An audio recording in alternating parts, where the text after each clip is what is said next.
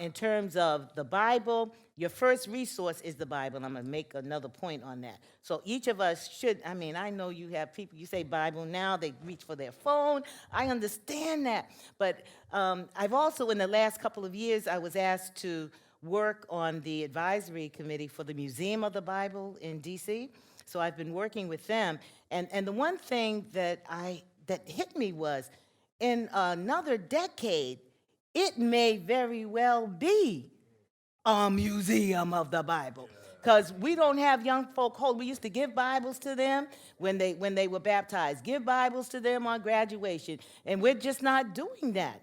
You know, to the extent that we did, get your phone, get your device. You know, so the Museum of the Bible may very well be a museum of the Bible if we are not prayerful. So I work with them in terms of how do we create culture. I was invited to be on the group, in the group by a brother in Florida, actually, who worked to get the presence of African Americans in the museum because they were ready to open in about 6 months and they hadn't even thought about us. And as we went in, it was, you know, hitting the ground and running and stretching every piece of it to see what it is that we can do to allow our presence to be felt. And we did, I believe, with the time that was given to us, a good job. And if you have an opportunity to visit, I think you should. It helps your preaching, okay? It helps your preaching to see how the Bible has influenced our journey. And the slave Bible was actually on, it was on display, and it still is there, but it's not in a major exhibit. But the slave Bible, allowing us to understand that the Bible as we know it now is not the Bible that slaves were given.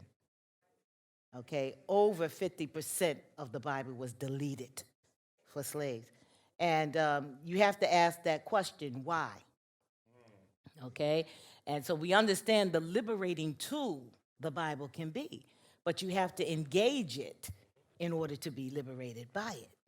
Now, our ancestors were astute enough, since we were of an oral tradition anyway, they didn't have to necessarily have it in their hand to read it.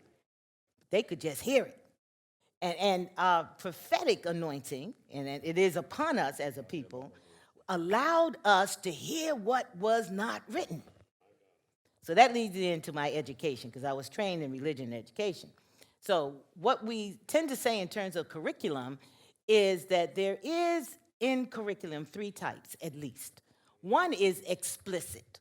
That is what is written so everybody can understand it and everybody can learn it. You can't take it from anyone. It's written down. They can get the book. They can read the paper. Explicit education. Then there's what is called implicit education. That is, you are teaching by what is implied.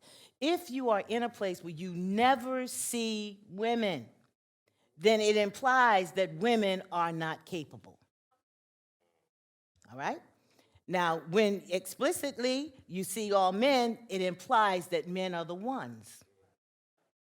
Now, when you're in a place where we look, let's say, racially, and you never see people of color, you never see people who are disabled or differently able, you're in that place where certain things you don't see. We call that the Null curriculum. Null, N-U-L-L. And that simply means it teaches in its absence. So you're learning something even though it's not present.